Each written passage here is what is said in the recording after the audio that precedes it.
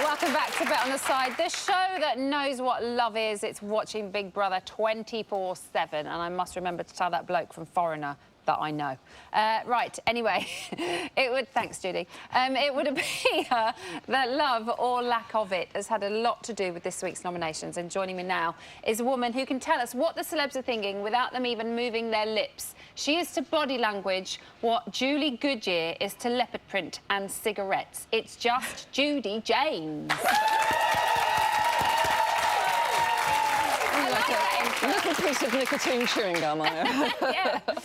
OK, so, in last night's show, Colleen said that she'd misjudged Julie. In tonight's show, we've seen that neither of them have nominated each other. So do you think this is a genuine turnaround? Not really. I mean, Colleen had this epiphany when she got nominated. I think it was a genuine shock for her. And I think it kind of changed her thinking around. She also lost her friend Cheryl as well, so I think she's had to mix a little bit more with Julie. But I'm not sure that she absolutely still trusts Julie, but I think she now understands why Julie is being everybody's friend, because I think she realises if you don't, you're going to go up for nomination every time. So I think she respects Julie's technique, and I think she's copying it quite a lot. She really, really had a wake-up call. I think she was genuinely upset about being nominated. She didn't... She hated the whole... thing about when she was saved the other night, didn't she? And about people judging her. And she said, I never want to do a show when I'm judged again. She really didn't like it. Do you think the gunging test that we saw the other night had anything to do with it as well? Because 8 out of the 10 housemates said that they didn't think Julie was playing a game. Do you think that would have changed her? Well, again, I don't want to be too cynical. I mean, it may have made her think a little bit more and think maybe she's being genuine, but I think as well she may have realised that actually if they all think she's being genuine and I keep carping on at her all the time, then I'm going to be more and more unpopular. So I think it could also be quite a clever survival strategy as well. OK. This evening... last night we saw Danica and Rhian. Well, we didn't see them, but they were having a little chat in the toilets about making friends with the boys before nominations. Has this backfired on them, do you think? I don't know what else they're going to do. They're a bit of a busted flush, really, aren't they? I mean, they're going through this kind of cycle of behaviour, which is where they do this intense flirting, followed by pseudo-infantile, oh, you know, we've fallen out and everything, and followed by more intense flirting. And they're kind of running out, because I think the older ones are getting so wise to it now that they're making themselves unpopular. So I think it's just going to be too obvious. If they go and start flirting again, then they're going to lose popularity with the older housemates. So a bit of a hiding to nothing, I think. Do you think they're noticing it, the girls themselves? Do you think they notice that people are kind of seeing it more and more? I think Rhian is. I mean, Rhian's kind of vanished, hasn't she? She's just sort of horizontal behind a mound of bosom, and that's about all we're seeing of her now. Danica's obviously still very active. I mean, she's going to go down fighting if it kills her, but they're both beginning to get a little bit angry about the whole thing as well. I think you're seeing that slight sweet edge going now, and it's turning into a sort of, well, if they don't like it, whatever. So there's a little bit more of that anger coming out. OK. The relationship between Ashley and Rhian has been a storm in a teacup. Let's have a look. I can't talk to her again, man. This is getting ridiculous. I'm not doing it again, bro. I've done it too many times, bro. I swear to God, I'll do anything to make you happy in the house. You know what I'm saying? So, Ashley nominated Rhian, but said that he wants her to stay. What does that mean? He's very mixed up. He looks like one of those drunken texters, doesn't he, where he sort of falls out with somebody and then sends a text at midnight saying, I love you. I think she's done him a favour in a lot of ways. I mean, he's a sportsman, he's a winner, he's obviously trained up for the psychology of resilience. You know, if you get a knockback, you keep going, you've got to keep winning. So I think he sees her as a challenge that he obviously wants to succeed.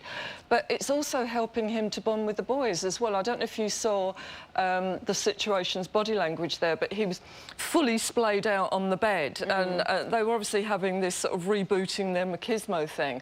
So it helps him to get on. I think he's bonded with the boy group more because of the way that she's treating him. But I think A, he's confused, and B, he's just got to do this sportsman thing and keep getting back in there and having another go.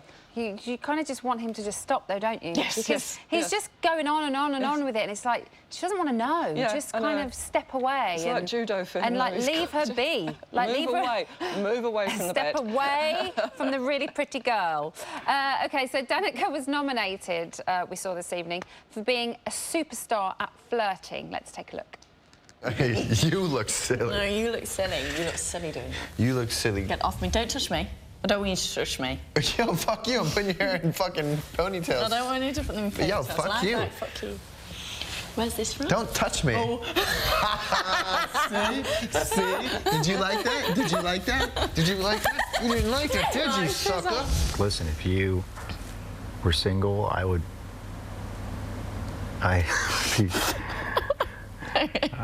you know, like I would definitely like kiss you and stuff here if you were single. It's true. But I know my boundaries, and I wouldn't want somebody to do that if I had a girlfriend. Where do we start?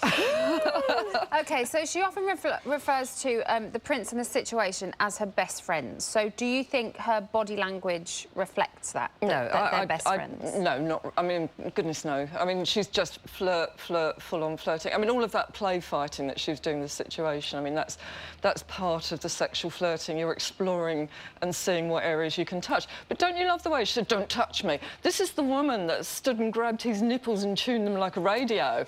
I mean, if he'd have done that to her, she'd have called the police, wouldn't she? So, you know, but suddenly, oh, it's very hands-off. But I love the stuff with the prince, because he was saying, I would like to kiss you. And I don't know if you saw, but she then put her tongue around her lips, and what she was doing was she was actually trying the kiss out. It was like, oh, I'll see how that feels. Then she did that inane, girly teenage laugh, as though she's never been kissed in her life. But then when she came up, she was rubbing her lips, and it was like, well, you know, your lips could be here if you play your cards right. I mean, deep flirting on a different level. I get really scared when Judy comes in. I don't want to give you any body language because I'm scared of what you'll tell me I'm doing. I think Colleen said last night, she made quite a good point, actually. If the boys feel like the girls are flirting with them too much and leading them on, they should say, stop it. Stop doing this. Stop flirting with me. But they don't. They just let it continue. No. So it's just as much their own fault, really. But it flatters their ego, doesn't it? I mean, all these guys, you know, they like themselves. They keep saying, I'm a nice guy, you know, I can pull all these women outside the house. So, in a way, they're hearing what they want to hear, what they think they should hear. Yeah. If they turn around and sort of say, don't flirt with me, it's as though they don't look as though they're worth being flirted with. It kind of brings their status down. I think they also like the sympathy from the other housemates, though. Well, that's the thing. They can then go into childish mode and get the sympathy. And, I mean, it's working. So, you know, not being nominated, some of them, so... Judy, thank you so much. Judy James, everybody. Thank you. Coming up, you lot at home get to tell Jamie exactly what you think in the phone room, and we get to grips with the game players. We'll see you in a bit.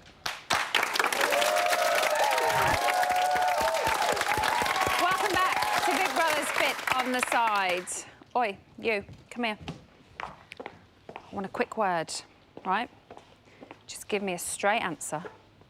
Yes or no? Are you being paid? No. Good, me either. Brilliant. Right, would you like an exclusive? Yeah? Here's one. For this week's shopping task, housemates will be split into gods and mortals.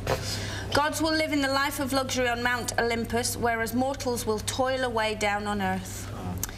The mortals will compete against each other in a series of trials. After each trial, the gods will decide which mortal pleased them the most. This mortal will then become a god and enjoy the luxuries of Mount Olympus. This is Big Brother. Martin, you've been selected to become Zeus, king of the gods. Julie, you've been selected to become Aphrodite, the goddess of love. The remaining housemates will all start the task as mere mortals.